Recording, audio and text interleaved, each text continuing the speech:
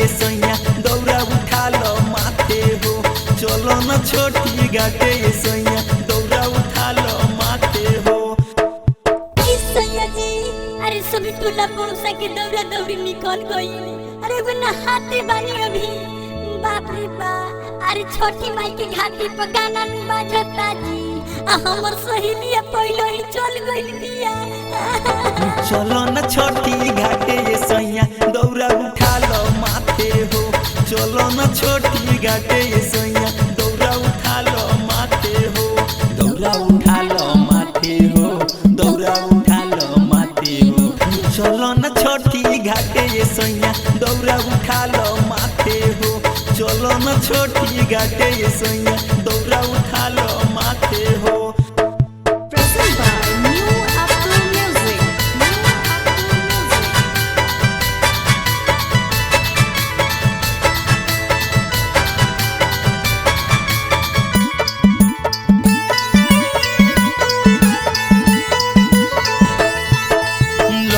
सजनी भैनी तैयारी दौरा उठा दो माथे हो।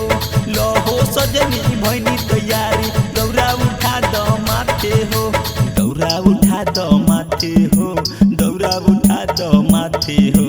लहो सजनी भैनी तैयारी दौरा उठा दो माथे हो।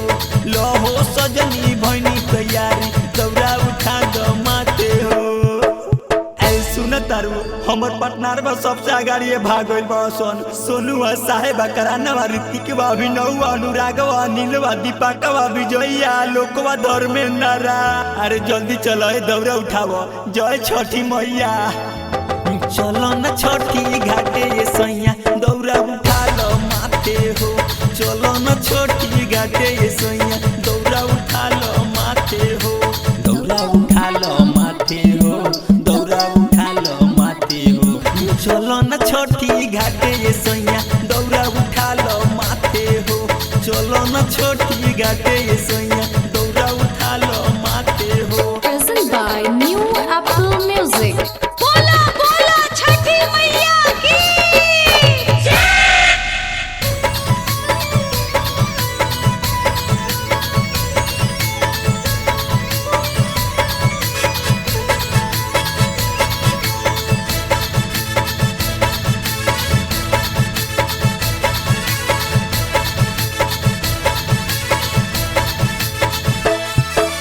सिंगर ज्वाला की गाना बजेला घाटी पे सब लोग नाचे हो।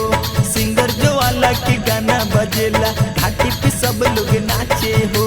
घाटी पे सब लोग नाचे हो। घाटी पे सब लोग नाचे हो। एप्पल म्यूजिक के गाना बजेला घाटी पे सब लोग नाचे हो।